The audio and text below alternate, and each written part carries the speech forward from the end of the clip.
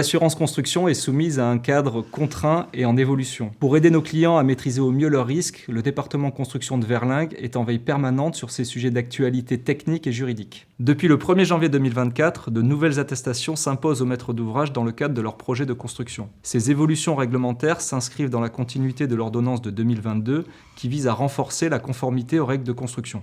Parmi ces évolutions, on trouve notamment une attestation relative au risque de retrait-gonflement des argiles. Elle est rendue obligatoire dans les zones exposées et doit être produite à la déclaration d'achèvement des travaux. L'attestation relative au risque sismique, déjà existante, voit quant à elle son champ d'application étendu. Elle doit être produite au dépôt du permis de construire et à la déclaration d'achèvement des travaux.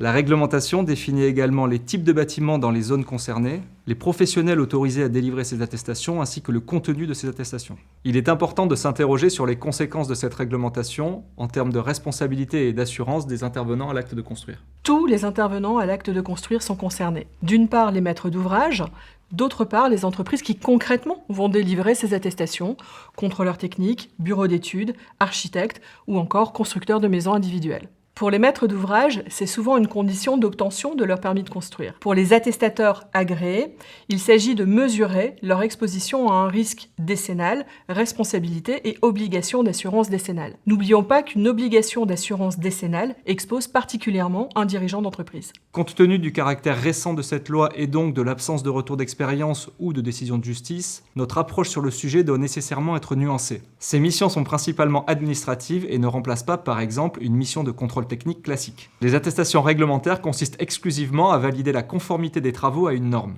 Et de la même façon, les informations auxquelles a accès l'attestateur sont définies et donc limitées par la loi, contrairement au contrôleur technique qui a accès à une information plus exhaustive. Cependant, malgré les différences entre attestation réglementaire et contrôle technique, par exemple, on ne peut pas écarter tout risque de responsabilité décennale et donc d'obligation d'assurance décennale, et ce, pour plusieurs raisons. Premièrement, le législateur exige de l'attestateur une assurance professionnelle dont le contenu n'est pas du tout précisé par la loi. Deuxièmement, l'attestateur prend tout de même position au regard de certains éléments techniques. On sait par exemple que le non-respect de normes sismiques caractérise l'un des ordres de nature décennale devant les tribunaux. Il existe de notre point de vue donc un aléa par rapport à une attestation réglementaire qui serait établie et non conforme. Compte tenu de ces éléments, les professionnels qui souhaitent se diriger vers la rédaction de ce type d'attestation doivent bien valider l'adéquation de leur programme d'assurance, car cette activité n'est pas automatiquement assurée.